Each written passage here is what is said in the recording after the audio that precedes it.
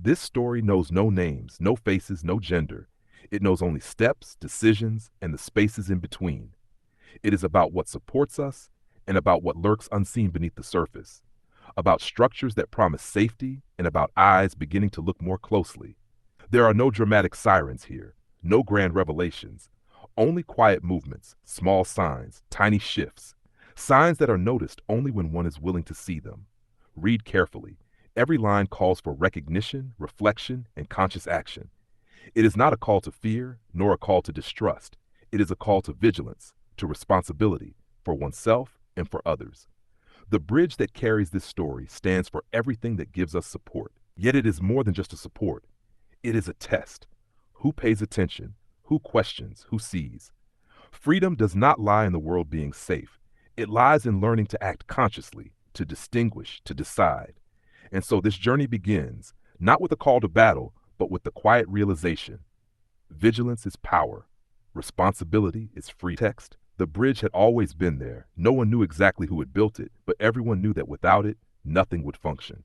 It spanned a deep cut that divided the city. On one side lay life, on the other, the unknown. In between, this structure of rules, decisions, and trust. Every day people crossed it, without stopping, without looking. There was no need. The bridge carried most of the time. There were days when decisions were made that hardly anyone questioned. Words were spoken, justifications given, processes followed. Everything had its order. Everything seemed logical. And therein lay the strength of the system. It did not need to convince. It simply worked, until that one moment. The decision had been made. No one screamed, no one hesitated, and yet something remained, not in the room, but inside. It was not a clear thought, rather a resistance that could not be named, a quiet unease that slipped between logic and feeling. Everything had been carried out correctly, and yet it did not feel right.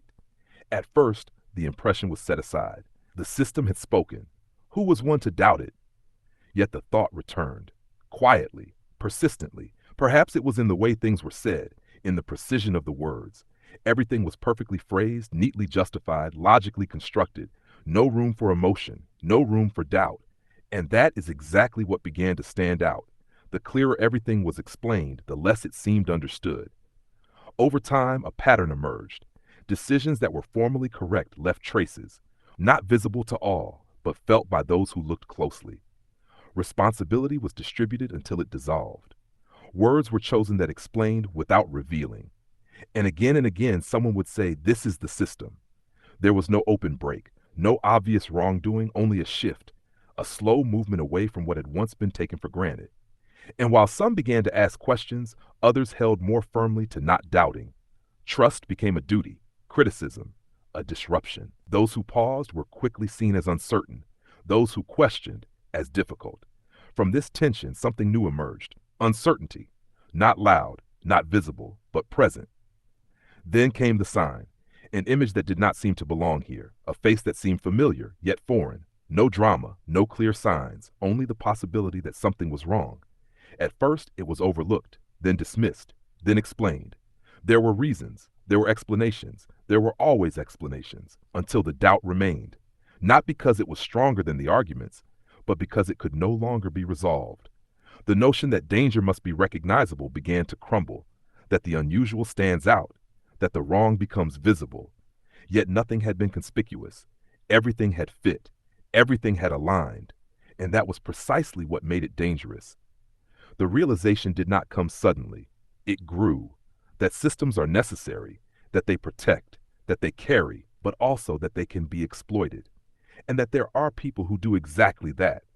Not loudly, not obviously, but precisely. It was not a break with trust.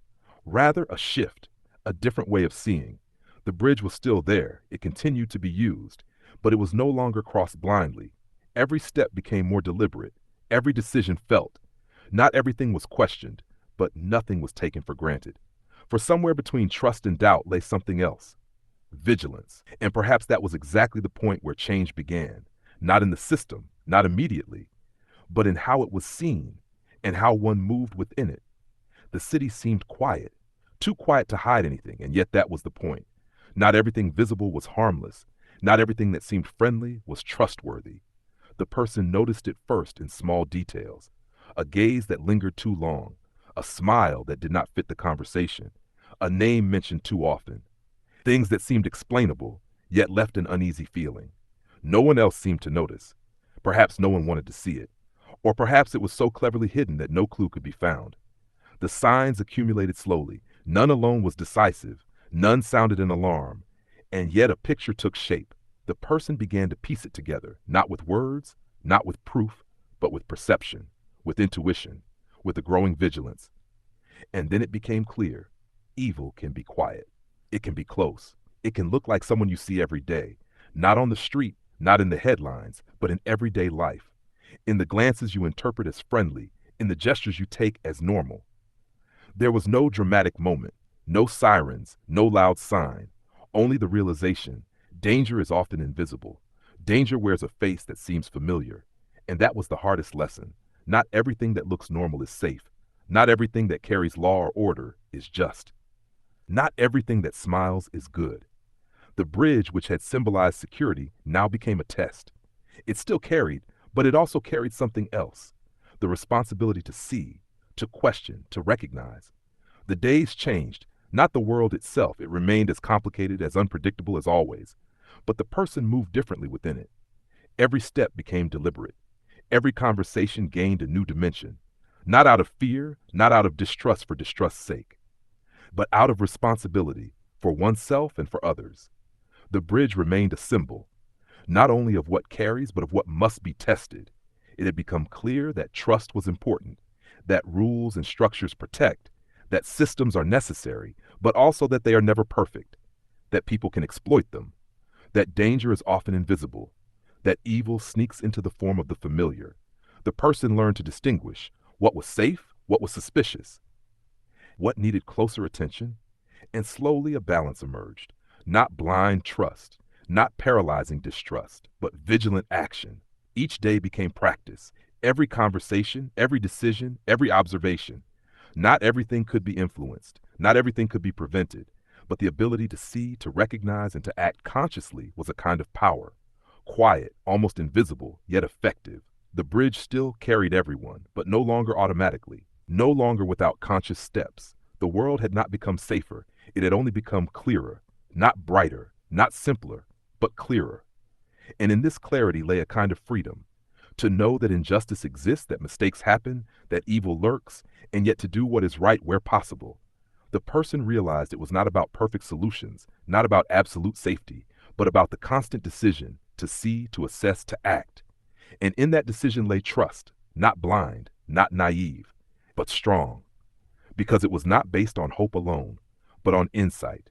The bridge still stood, strong, stable, necessary, and yet it was never the same again. The person had learned that safety is not to be taken for granted, that rules protect and that people can break them, that trust is necessary and that blindness is dangerous, that vigilance makes the difference, and that it only works if it does not paralyze. There was no ultimate good. There was no complete evil. There were only actions, decisions, consequences. The world was complex, not black, not white, not simple, not fair, but real. The person continued, step by step, not carefree, not careless, but consciously, with eyes that see, with ears that hear, with a mind that evaluates, with a heart that decides. It was a quiet responsibility, no drama, no great heroics, only daily decisions, small acts with impact, protection where possible, correction where needed, observation, always. And between trust and vigilance emerged something else, a form of freedom. The freedom to recognize reality with all its light and shadow, the freedom to act without illusions, the freedom to do what is right, even when no one watches, even when no one believes, even when evil waits. And that was enough.